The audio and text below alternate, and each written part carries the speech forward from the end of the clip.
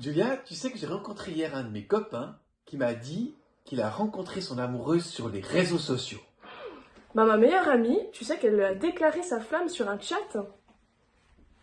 C'est incroyable. Tu sais que lui, il me dit, mon copain, que sans jamais l'avoir rencontré en vrai, il lui a promis un amour éternel. Eh ben dis donc, elle ne l'a jamais vu, mais elle a tout de suite reconnu en lui son âme sœur de ce qu'elle m'a dit.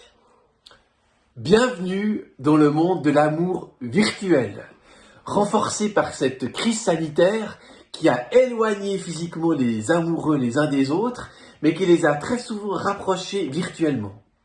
C'est bien connu. Aujourd'hui sur internet, comme dans la rue ou dans un bar, on fait connaissance, on se parle, on se dispute et on tombe amoureux.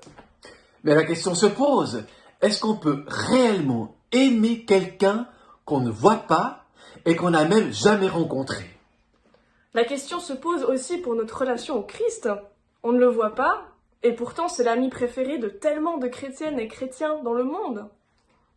Dans le cadre de son fameux discours des adieux dans l'évangile de Jean, on voit Jésus qui s'adresse à ses amis en les préparant à vivre sans lui, mais à continuer à demeurer attachés à lui comme le sarment est attaché à la vigne, avec cet encouragement composé d'un verbe qui revient très souvent dans le chapitre 15, demeurer, demeurer dans mon amour. Jésus continue en affirmant qu'il ne veut plus qualifier ses disciples de serviteurs, mais d'amis. Il leur dit « Je vous appelle amis ». Et c'est ensuite que Jésus invite à demeurer dans l'amour. Il y a là l'idée d'une durée, d'une persévérance qui est constitutive de l'amitié. L'amitié, elle se cultive, elle demande du temps, elle demande de l'attention à l'autre. C'est pas juste le sentiment un peu fugace d'un instant. Mais demeurer indique aussi un espace à habiter. On pourrait traduire par « faites de mon amour votre demeure » ou encore « habitez mon amour ».